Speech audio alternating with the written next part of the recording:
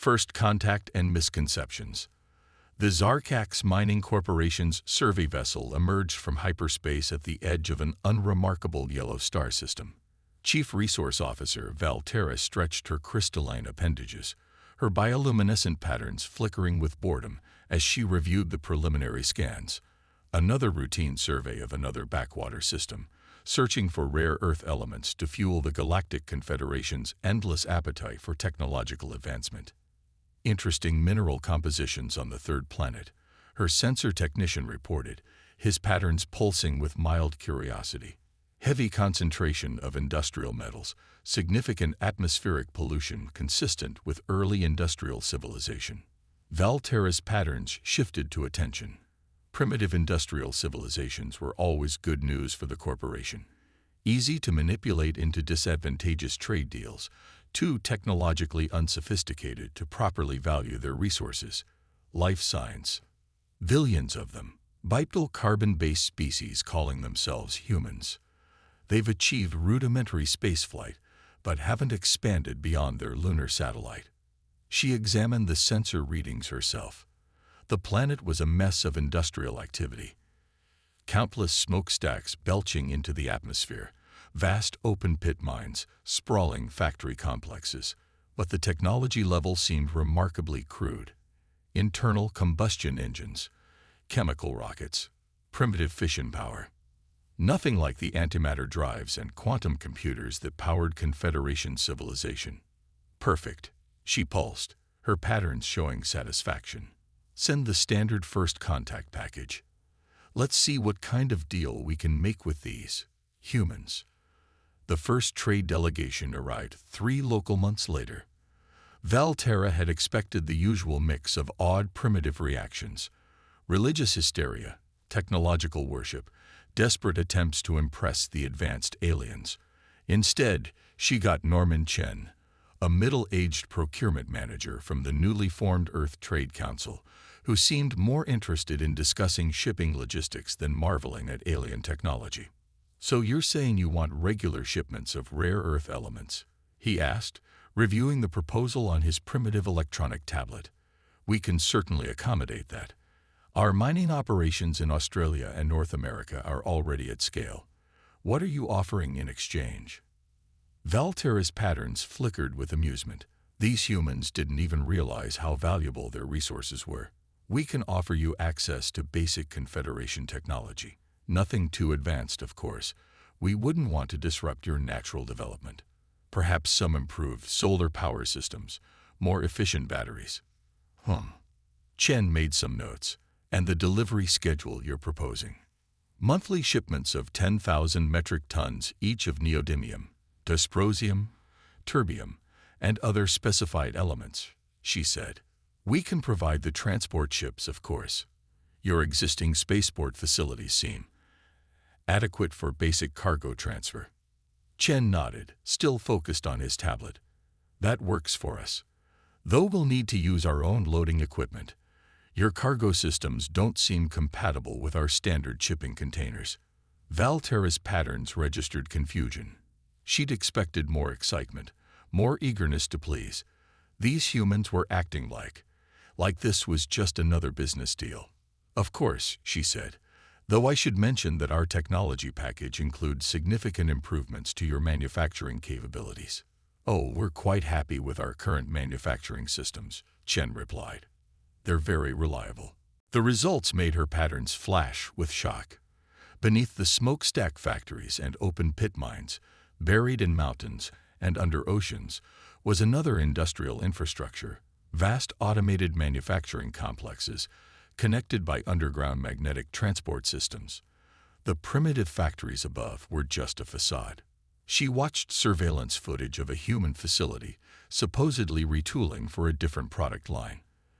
The entire factory floor transformed in hours, modular systems sliding into new configurations with precision that would make Confederation engineers envious.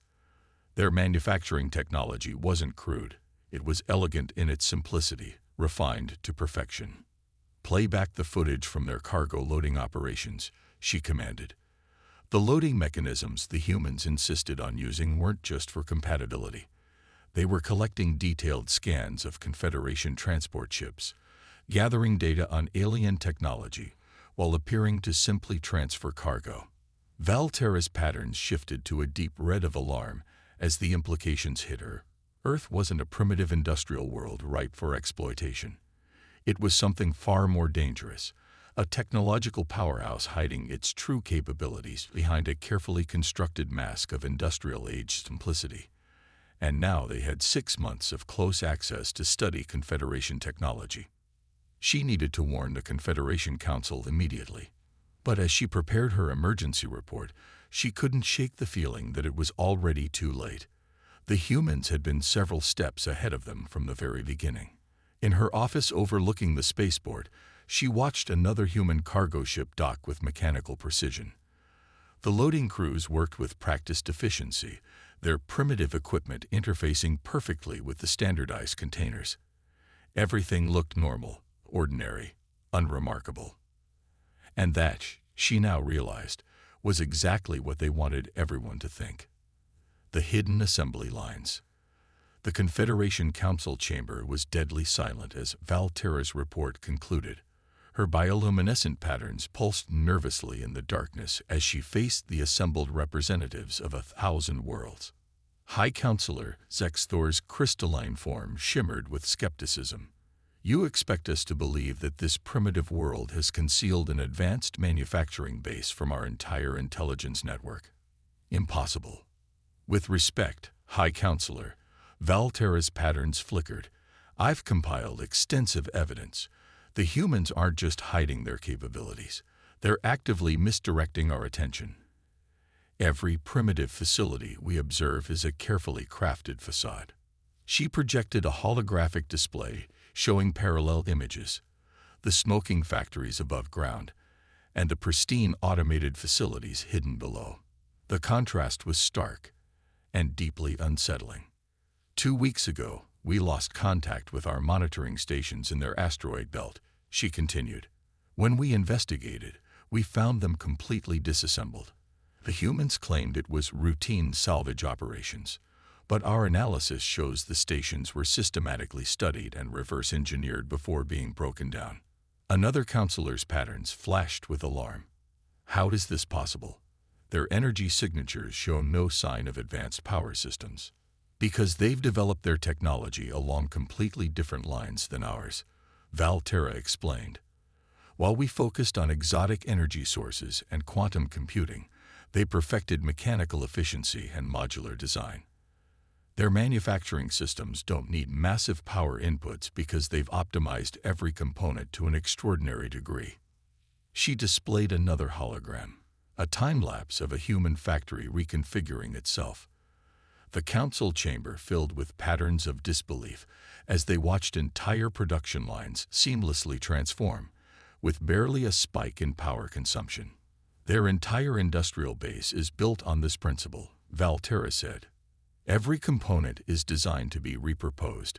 Every system can be rapidly reconfigured. What looks like primitive technology is actually the result of centuries of refinement. In the back of the chamber, Security Director Kralvex's patterns showed deep concern. If what you're saying is true, this poses a serious strategic threat. A manufacturing base that adaptable could be converted to military production almost instantly. It gets worse. Valterra's patterns dimmed. We've detected signs that they're already doing exactly that. Those crude orbital satellites they're launching. They're weapons platforms, disguised as communication relays. The mining operations in their asteroid belt. Assembly facilities for spacecraft components. She brought up a final set of images. Thermal scans of massive underground complexes spanning entire continents, connected by high-speed transport networks that never reached the surface. This isn't just hidden technology, she said. This is a deliberately concealed industrial war machine, built right under our sensors, and we've been helping them study our weaknesses for months.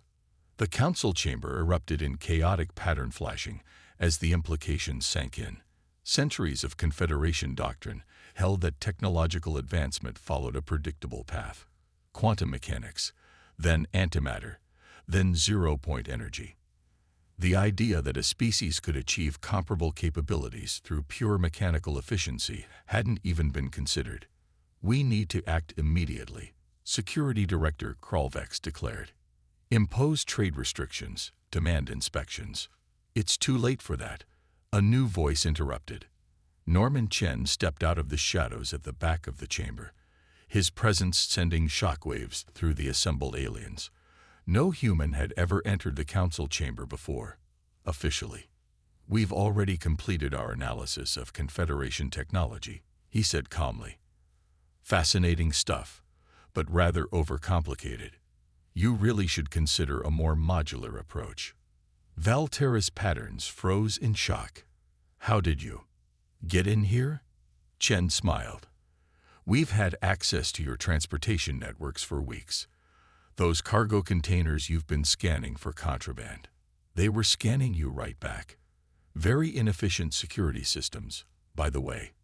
Too many specialized components. Too dependent on exotic materials." He held up a small device, and the chamber's advanced holographic systems flickered and died, replaced by simple but crystal-clear Earth-made projectors that descended from hidden compartments in the ceiling. "Now then," he said, "I think it's time we had a real discussion about trade relations, one that acknowledges what both sides are actually bringing to the table." The council chamber security systems tried to activate, but nothing happened. In the sudden silence, the assembled representatives of the Confederation realized a terrible truth. Their technological superiority, the foundation of their power for centuries, had been quietly outmaneuvered by a species that had chosen a completely different path to advancement. And somewhere deep beneath Earth's surface, in vast halls of gleaming machinery that had never seen the light of day, the assembly lines kept moving with relentless efficiency, preparing for whatever came next. The crisis point. The Confederation battle fleet emerged from hyperspace at the edge of the Sol system, a massive array of crystalline ships bristling with antimatter weapons. Fleet Commander Zex Thor's patterns pulsed with grim determination as he surveyed the tactical display. The humans had refused their demands for industrial oversight, ignored trade restrictions, and continued their military buildup. Now they would learn the price of defying the Confederation.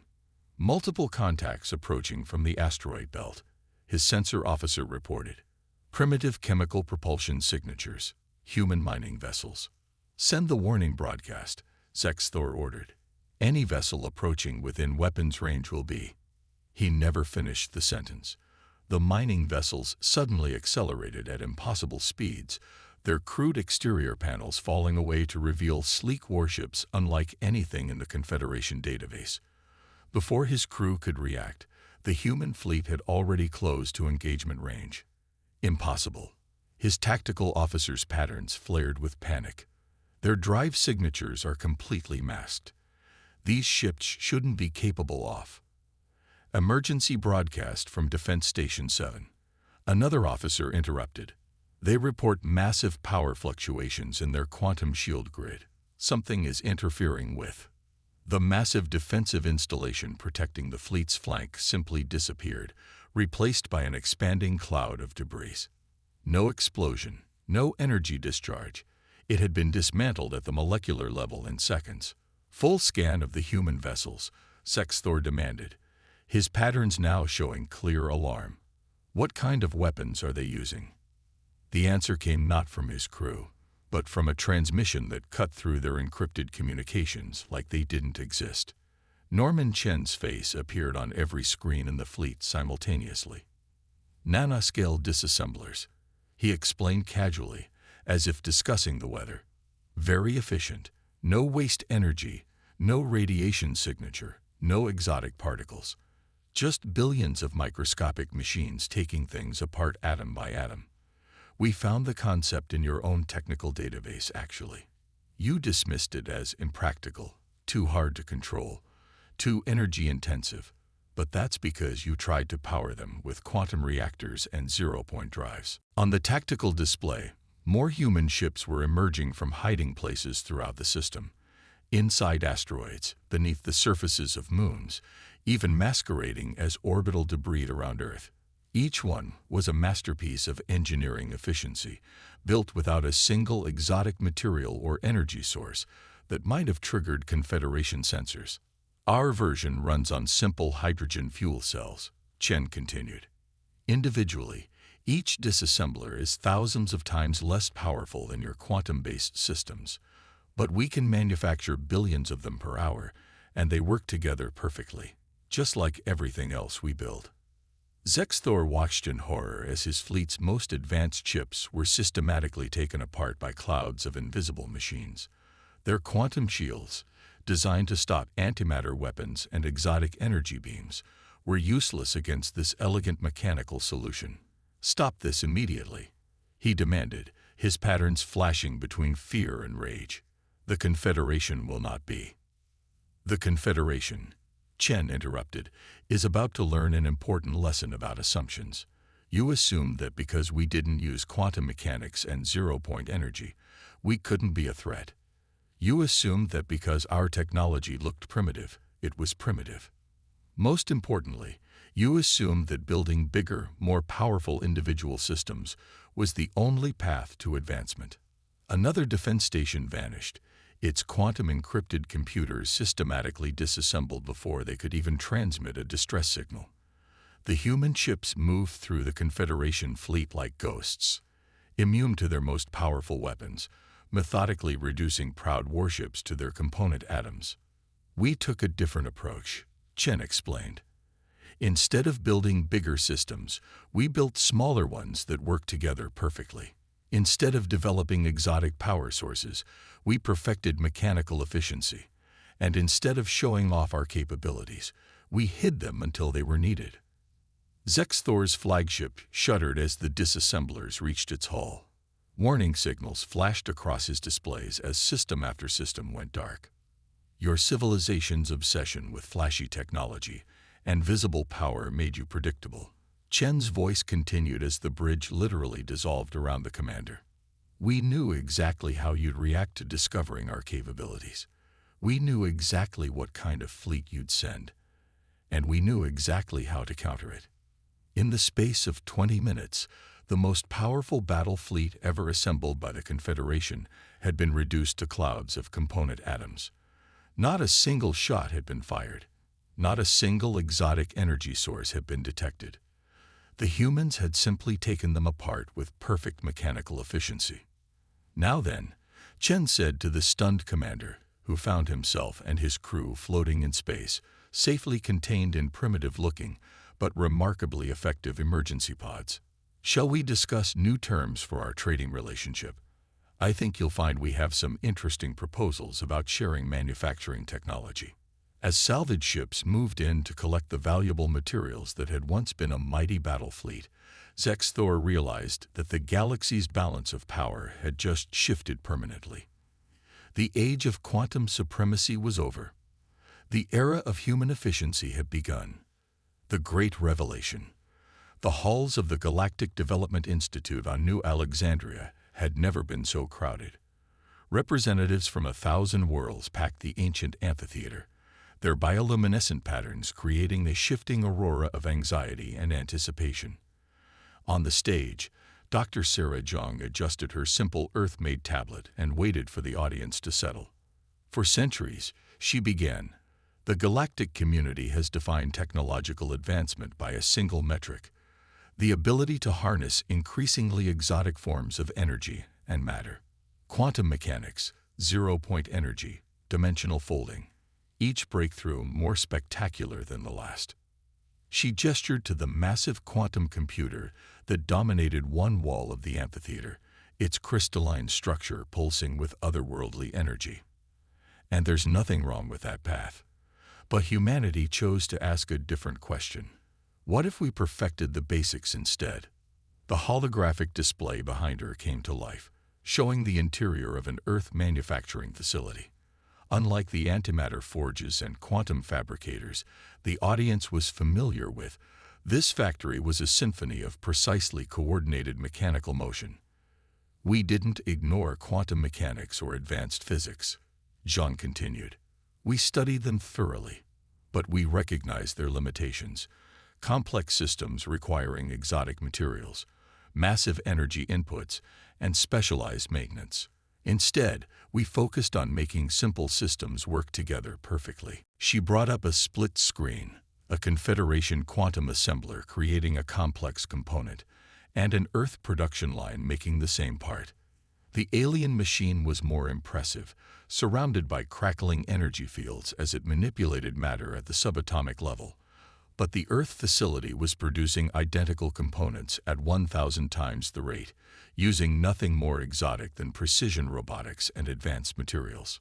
Your quantum assembler is a technological marvel, Jean acknowledged. It can manipulate matter with incredible precision, but it requires rare materials, enormous power input, and can only work on one item at a time. Our system uses standardized parts, runs on renewable energy, and can be replicated anywhere with basic resources. The display shifted to show the nanoscale disassemblers that had so thoroughly defeated the Confederation fleet. Even our most advanced technology follows this philosophy. These machines aren't powered by zero-point energy or quantum effects. They run on hydrogen fuel cells and use mechanical principles refined to near perfection.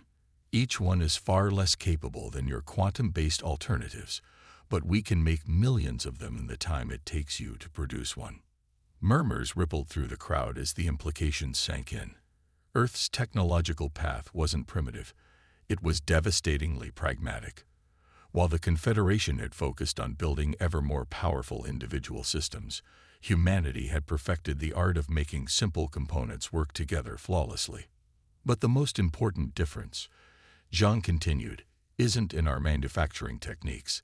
It's in our approach to innovation itself. The Confederation's development model is hierarchical. Breakthrough technologies are developed in central facilities, then gradually disseminated outward. Earth's model is distributed. Every factory, every laboratory, every manufacturing center is constantly improving and sharing advances. She brought up a real-time map of Earth's industrial network, a vast, interconnected web of facilities spanning the planet and reaching into space. When one facility develops a more efficient process, that improvement is immediately shared and implemented across our entire manufacturing base. We don't need to wait for approval from a central authority or worry about technological compatibility. Everything is designed to be upgraded and improved continuously. The audience watched in fascination as the network pulsed with activity, thousands of facilities simultaneously incorporating new improvements and feeding their own innovations back into the system. It was like watching a living organism evolve in real time. This is why we were able to reverse engineer and improve upon Confederation technology so quickly, Zhang explained. Your quantum computers and zero-point drives are more advanced in absolute terms, but our distributed manufacturing network can iterate and experiment thousands of times faster than your centralized research facilities. She paused, letting the full implications sink in. And now we're offering to share this capability with the galaxy at large. Not just the end products, but the entire manufacturing philosophy. Imagine combining the raw power of quantum mechanics with the efficiency and adaptability of Earth's production systems. The amphitheater erupted in a cascade of excited patterns as the assembled representatives grasped the possibilities.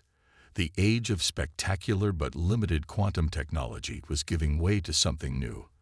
An era where simple, efficient systems working in perfect harmony could achieve things once thought impossible. The future of galactic technology, John concluded, isn't about building bigger power sources or more exotic machines. It's about making everything we already have work together perfectly, and Earth is ready to help lead the way into that future. As the presentation ended, the quantum computer on the wall flickered and died, its exotic power source finally failing. But the simple Earth-made holographic projectors continued running flawlessly, powered by nothing more extraordinary than refined photovoltaic cells and ultra-capacity batteries. It was perhaps the most fitting demonstration of all. A new galactic order. 5 years after the failed Confederation fleet action against Earth, the Sol system had become unrecognizable. The asteroid belt bustled with activity as Earth's efficient manufacturing techniques transformed lifeless rocks into thriving production centers.